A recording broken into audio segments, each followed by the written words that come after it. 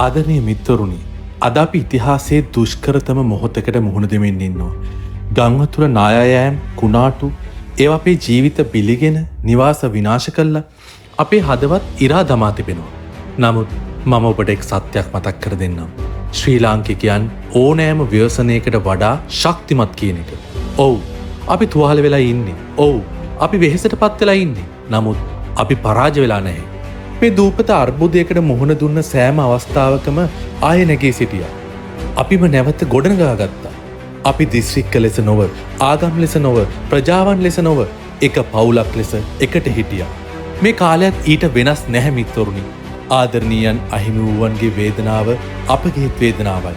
නිවාස අහිමි වූවන්ගේ හිතේ බර අපගේද බරක්. කවදාවත් නොදැන සිටි තවත් හදවතකට උපකාර කරන නිර්භීත ගලවා ගන්නන් ස්වේච්ඡා සේවකයන් සහ රණවිරුවන්, සුවවිරුවන්, රාජ්‍ය සේවකයන්, ජල සම්පාදන නිලධාරීන්, විදුලි බල සම්පාදන නිලධාරීන්, සාමාන්‍ය පුරවැසියන්, ඔබයි මේ අන්ධකාරයේ ආලෝකය. කුණාටුව අපිව පරීක්ෂා කරා. නමුත් ඒවට අපව බිඳ දැමිය නොහැකි. අපි එකමුතුව නැගී සිටිමු. ආදරයෙන් නැවත ගොඩනැගෙමු. මන්ද රාත්‍රිය කොතරම් අඳුරුවත් ශ්‍රී ලංකාව සෑම විටම නැවත බැබලීමට මාර්ගයක් සොයාගන්නවා. අපි මෙය එක්ව ජයගමු. අපි එක්ව සුවපත් වෙමු.